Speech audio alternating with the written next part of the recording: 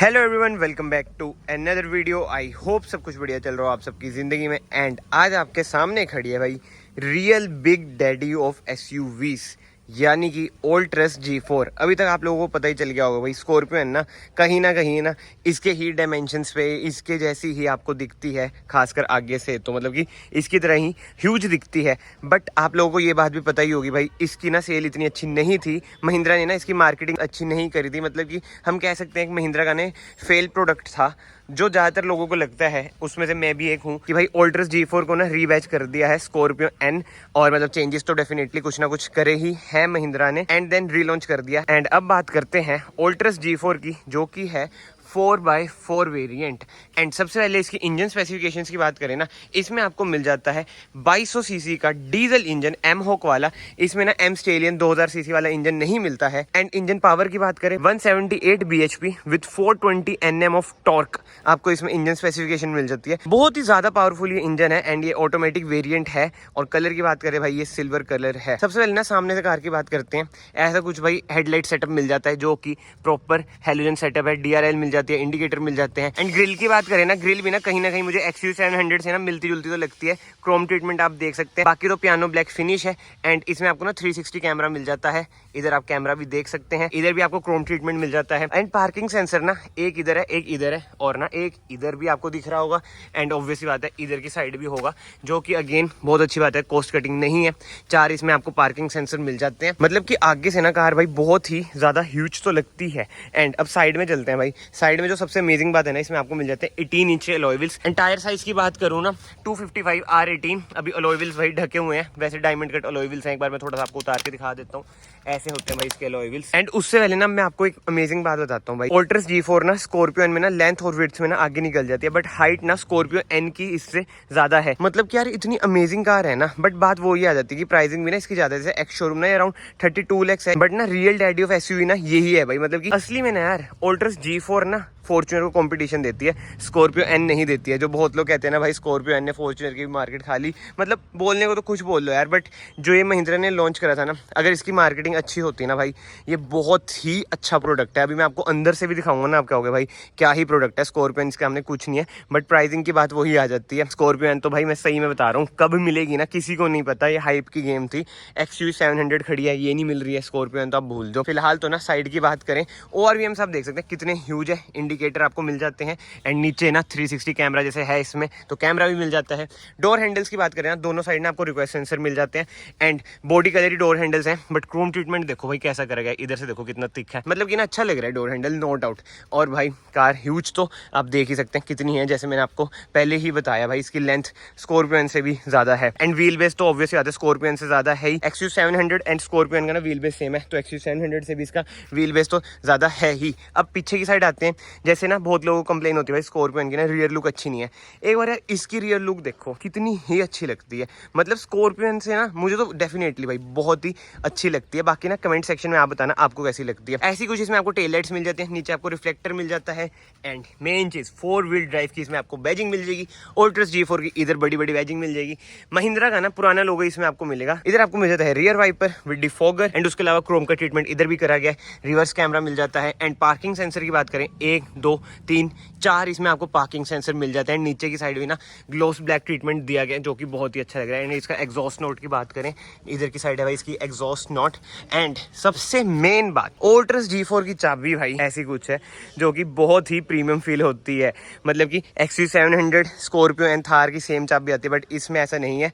No doubt flip की तो है, बट भाई देख लो कितनी ज्यादा प्रीमियम लग रही है। एक बार मैं ओपन कर देता हूँ और ये होल्ड करके रखता हूँ। खुल चुका है बूट, इलेक्ट्रॉनिक ही है भाई टेलगेट इसका, मैंने खोल के देखा ना, बट पता नहीं खुला नहीं है, बट ठीक है कोई बात नहीं। सीट्स वगैरह ना इसकी फोल्डेड ही है। अब देखो थर्ड रो ना इसकी ज्यादा स्पेशियस है, नो डाउट फोल्ड हो रखी है। एंड AC वेंट्स मिल जाते हैं। मेन बात स्कॉर्पियो N में आपको AC वेंट्स नहीं मिलते हैं।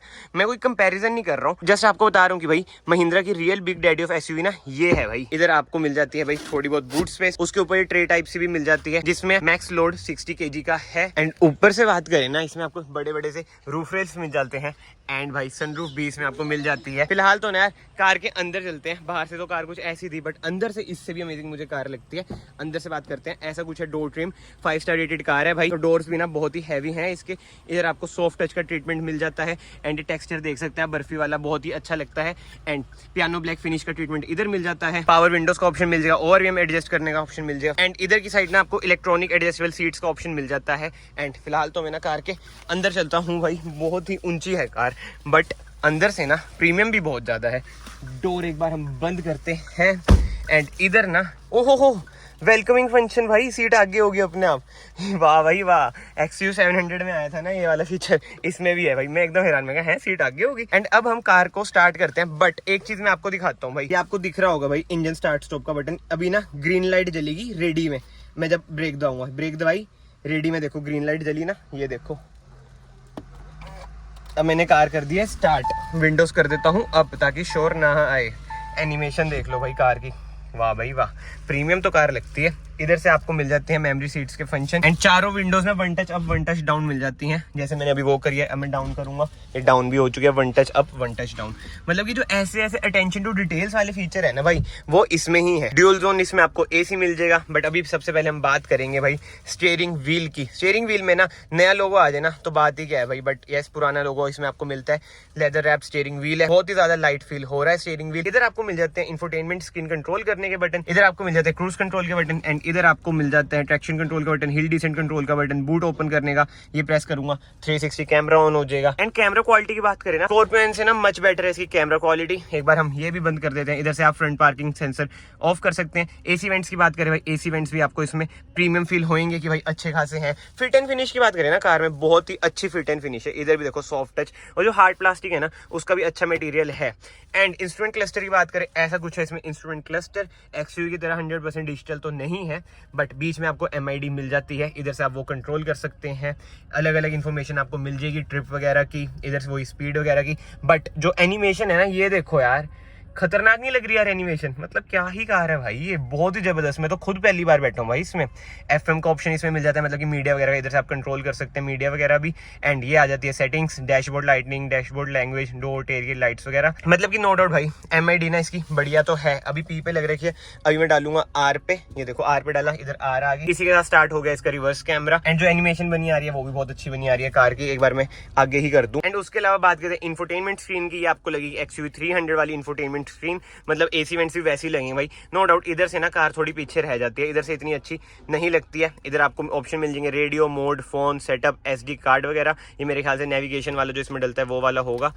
हाँ जी, वही वाला है मेरे ख्याल से। तो फिलहाल इसे बंद करते हैं। इधर से आप वॉल्यूम वगैरह कंट्रोल कर सकते हैं। एंड नीचे आपको मिल जाता है AC कंट्रोल। एंड इसमें आपको वेंटिलेटेड सीट्स भी मिल जाती हैं, जो अभी तक भाई XUV 700 में नहीं आई है, स्कॉर्पियो N में नहीं आई है। वेंटिलेटेड सीट्स ऑन करी ना भाई, थोड़ी आवाज भी आई भाई, मतलब कार में ना थोड़ी आवाज सी इंक्रीज हो चुकी है। एंड भाई वेंटिलेटेड सीट्स भी ना इसकी बहुत ही पावरफुल है, अच्छा खासा, मतलब की लग रही है कि हाँ भाई हवा आ रही है। उसके अलावा ग्लव बॉक्स की बात करें, इधर आपको ग्लव बॉक्स मिल जाता है, प्रेस करा, बहुत ही ह्यूज ग्लव बॉक्स मिलता है। कूल ग्लव बॉक्स इसमें नहीं मिलता है आपको। एंड सीट कवर्स वगैरह की बात करें ना, स्कॉर्पियो से ही मिलते जुलते इसमें आपको सीट कवर्स आपको लग रहे होंगे। कलर की बात करें कॉफी ब्लैक वाला ही है। एंड लेदर सीट कवर्स इसमें आपको मिल जाते हैं। नो डाउट भाई कार ना बहुत ही ज्यादा कंफर्टेबल तो है। एंड बोनेट का व्यू भी आपको अच्छा खासा दिखता है। बट एक चीज मैं आपको दिखाता हूँ, ऑटो डिमिंग IRVM भाई इस कार में भी नहीं है। बताओ, ये लगता है महिंद्रा पे है नहीं वाली टेक्नोलॉजी, इस कार में भी नहीं मिल रही है। एंड ऊपर रूफ की बात करें, ब्लैक रूफ मिल जाती है, जो कि बहुत ही अच्छी लग रही है। सनरूफ की बात करें, ऐसी कुछ है सनरूफ इसकी छोटी सी, इधर से आप सनरूफ कंट्रोल कर सकते हैं। कैबिन लाइट इसमें मिल जाती है आपको LED, अच्छी बात है भाई, हेलोजन नहीं है।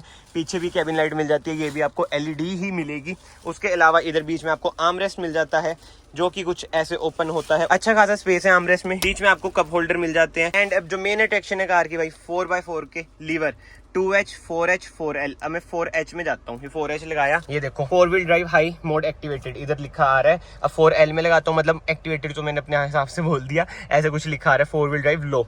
अब मैं नॉर्मल 2H पे कर देता हूँ। 2H पे भाई ये दोनों चीजें हट जाएंगी, ये देखो अभी 4 व्हील ड्राइव ना, हाँ अब हटा। मतलब यार अंदर से ना कार बहुत ही ज्यादा प्रीमियम है। फिट एंड फिनिश की बात करें, क्वालिटी की बात करें, बहुत ही अच्छी लगती है। एंड इंजन रिफाइनमेंट की बात करें ना भाई, इंजन भी इसका बहुत ही रिफाइंड है। वैसे BS6 में ना हर कार के इंजन अच्छे खासे रिफाइंड होते ही हैं। फिलहाल तो ना कार को बंद करते हैं एंड कार के पीछे जाते हैं। मैंने कार बंद करी, 18 किलोमीटर चली एंड यस इसमें ना आपको एप्पल कारप्ले वगैरह मिल जाता है, एड्रोनॉक्स वगैरह तो नहीं मिलता। सेकंड रो की बात करना है, सेकंड रो ना फिलहाल तो भी फोल्ड हो रखी है एंड नीचे ना मैट वगैरह भी एज सच नहीं है, तो मैं क्या ही चढ़ूंगा, इसलिए फोल्ड ही रखते हैं। डोर ट्रिम की बात करें, सॉफ्ट टच इसमें आपको मिल जाता है, इधर भी मतलब यार हर तरफ से ना कार मुझे तो A1 लग रही है। स्पेशियस भी बहुत है, स्कॉर्पियो से ज्यादा स्पेशियस है ही, क्योंकि भाई व्हील बेस इसका जब स्कॉर्पियो से ज्यादा तो स्पेशियस तो होएगी ना। एक्सटीरियर की बात कर लो, इंटीरियर की बात कर लो, हर चीज में ना ये कार आगे निकल जाती है। नो डाउट जो इंफोटेनमेंट स्क्रीन है ना वो स्कॉर्पियो की ज्यादा अच्छी लगेगी एंड इंस्ट्रूमेंट क्लस्टर वगैरह की बात करें, आगे डैशबोर्ड की बात करें, वो आपको एक्सिस 700 की ज्यादा अच्छी लगेगी। बट यार जब फॉर्च्यूनर की बात आ जाती है ना भाई, वो ना अलग सेगमेंट है। आपको पता ही है